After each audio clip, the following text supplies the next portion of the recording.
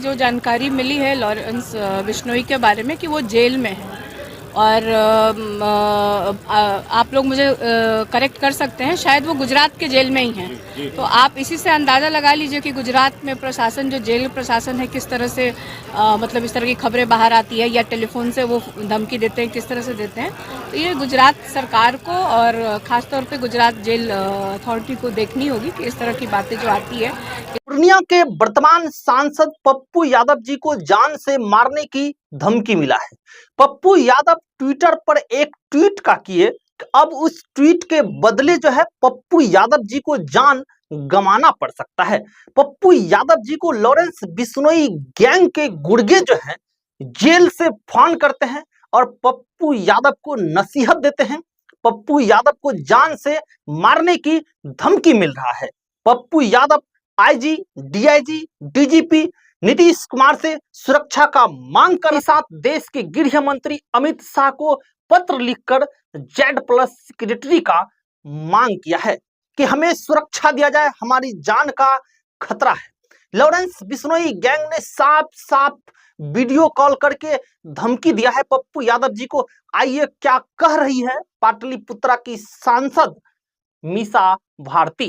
इसमें कितनी सच्चाई है और इसकी जांच करके उनसे पूछताछ भी होनी चाहिए, क्योंकि तो ऑलरेडी कस्टडी में है और जुडिशियल कस्टडी में होंगे तभी तो वो जेल गए हैं। एनडीए की बैठक हुई है सीएम आवास में, 220 सीटें जीतने की बात एनडीए के नेता कह रहे हैं। तो एनडीए के जितने भी घटक दल हैं, सारे दल के नेता वहाँ आए थे। पशुपति पारस नहीं आए थे, मतलब उनको छोड़ करके चिराग पासवान थे वहाँ पे मौजूद? चिराग के पार्टी से थे। मतलब कौन थे? तो जब सीनियर नेता ही नहीं हुए तो एनडीए की ये किस तरह की बैठक थी? मतलब मुख्यमंत्री जी ने बैठक बुलाई और मुख्यमंत्री जी के बुलावे पे और एनडीए के घटक के नेता ही अगर नहीं पहुंचे हैं तो ये किस तरह की शुरुआत हुई है? तो इसका मतलब कि सब कुछ ठीक नहीं चल रहा है अंदर खाने में। मुख्यमंत्री जी के बुलावे पे और बीजेपी की तरफ से कौन गए थे? बीजेपी के तरफ से बड़े बड़े नेता थे, केंद्रीय नहीं, बड़े नेता में किसी एक का नाम तो है। नित्यानंद राय, गिरिराज सिंह तो आजकल बड़े नेता थोड़ी ना है। गिरिराज सिंह जी तो मतलब सीनियर लीडर हैं, बट जो बिहार को देखते हैं मतलब उनमें से कौन आए? सम्राट चौधरी, विजय सिन्हा। सम्राट चौधरी जी को तो पार्टी ने अभी खुद साइडलाइन करके रखा है, तो उनकी मतलब क्या बात की जाए। तो कोई मतलब मुझे लगता है कि जो आप लोग बता रहे हो उस हिसाब से कुछ जो एक ठोस निकल के आना चाहिए था कि आदरणीय मुख्यमंत्री जी ने एनडीए की बैठक बुलाई और बैठक में जो नेता उपस्थित होने चाहिए थे उस स्तर के नेता वहाँ उपस्थित नहीं थे। जो चुनाव को लेकर के, अगर खास तौर पे ये बैठक चुनाव को लेकर बुलाई गई थी तो वो मुझे लगता है कि अधूरी रह गई वो बात। 4 सीटों पर उपचुनाव होने हैं बिहार के।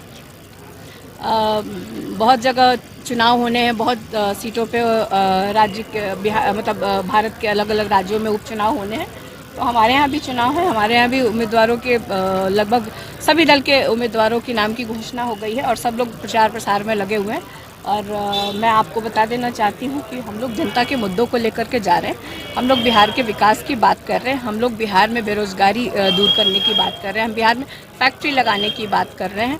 तो हम लोग जनता के मुद्दे के साथ गए हैं और हमें पूरी उम्मीद है कि जनता इस बार अपना चारों सीटों पे हमारे जो भी इंडिया गठबंधन के जो उम्मीदवार हैं उनकी जीत।